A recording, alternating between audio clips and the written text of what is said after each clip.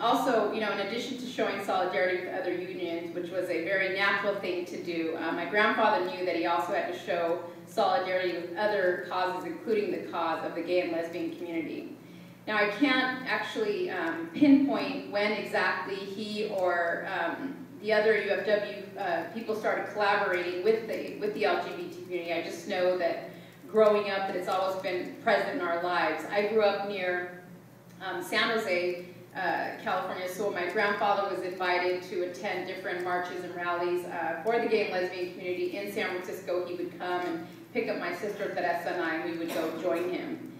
My grandfather, so I was trying to figure out, you know, when exactly that collaboration began. So I talked with, I had a brief conversation with Mark Grossman, who's my grandfather's former press secretary, and really like a historian because he was around for so many different times, important times during the UFW.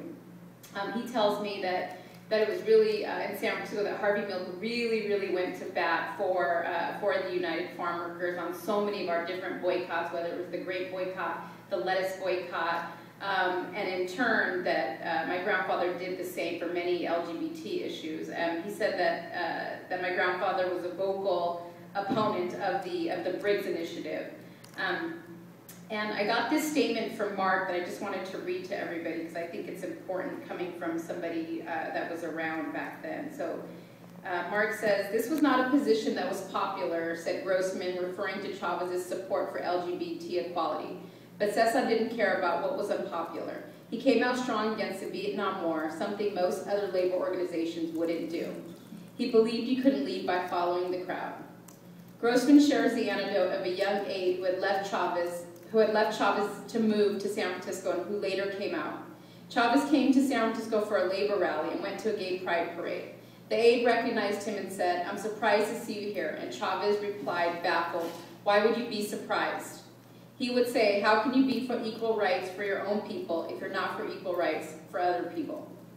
Chavez also spoke out on gay and lesbian issues in San Francisco at the 1984 Democratic National Convention and was one of the key leaders of the 1987 Second National March on Washington for gay and lesbian rights. And I know the picture that's with Lauda and my grandfather, I'm sure she's going to talk more about that time when he joined them.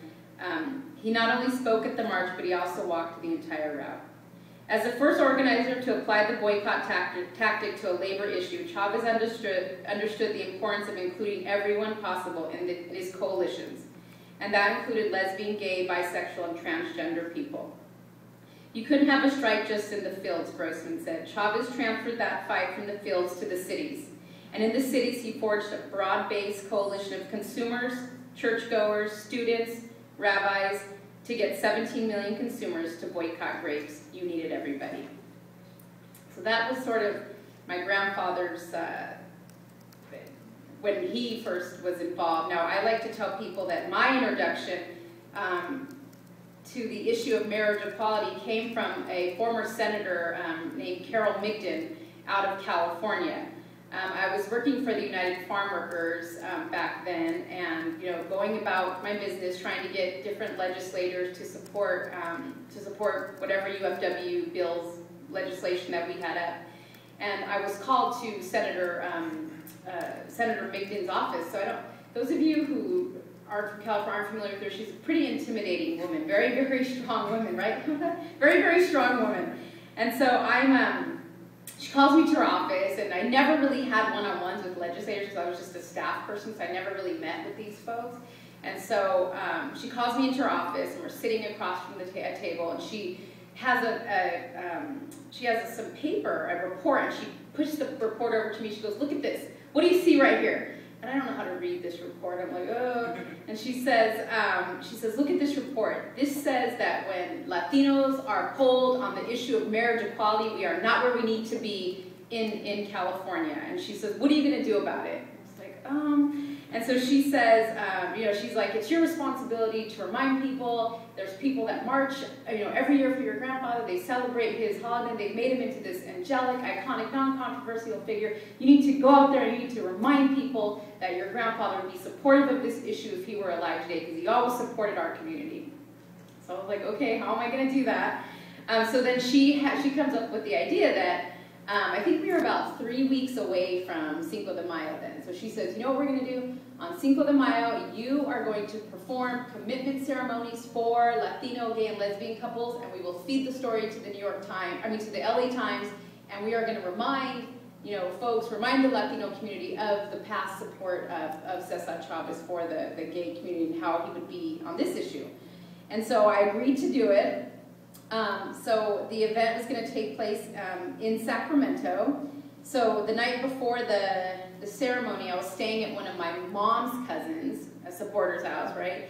And this woman named Becky Chavez, and she's sort of a distant cousin to me because I didn't grow up with her, so I really didn't know what her views were on this issue. And so that night at dinner with her and her husband, she'd asked, so what are you doing here? And I wasn't sure if I should tell her. I didn't know, what her views were going to be or how she was going to react, and so I was just kind of reluctant.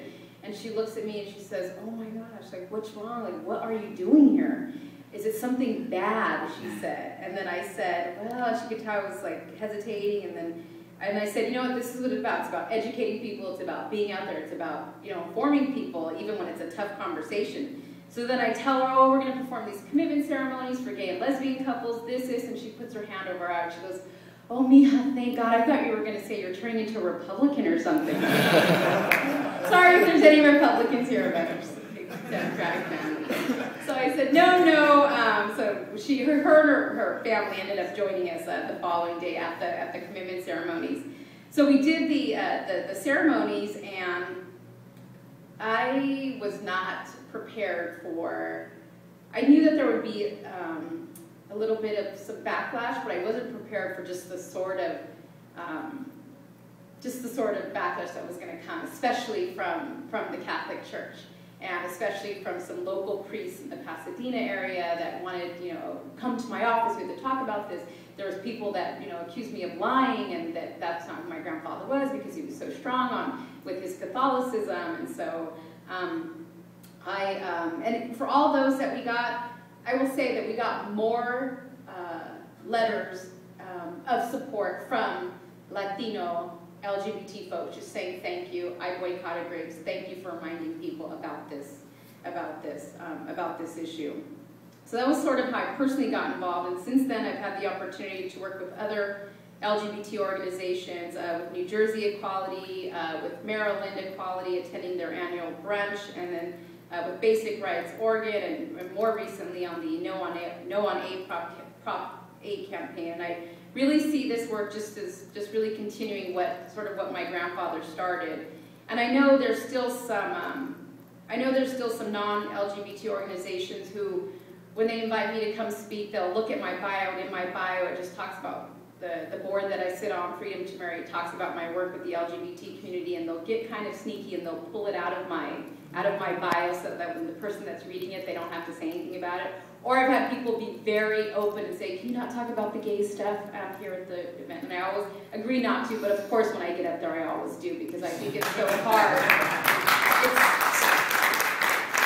It's impossible to not bring up the story of who César Chávez was without talking about the coalitions that he built and how they helped move the farm worker agenda. It was such a major part of the success of the United Farm Workers was the strong coalitions that we built outside of just the labor movement.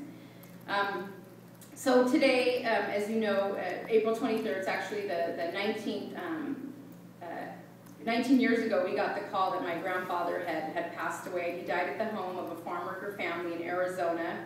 Earlier that day, he was testifying on behalf of the United Farm Workers in court there in Arizona.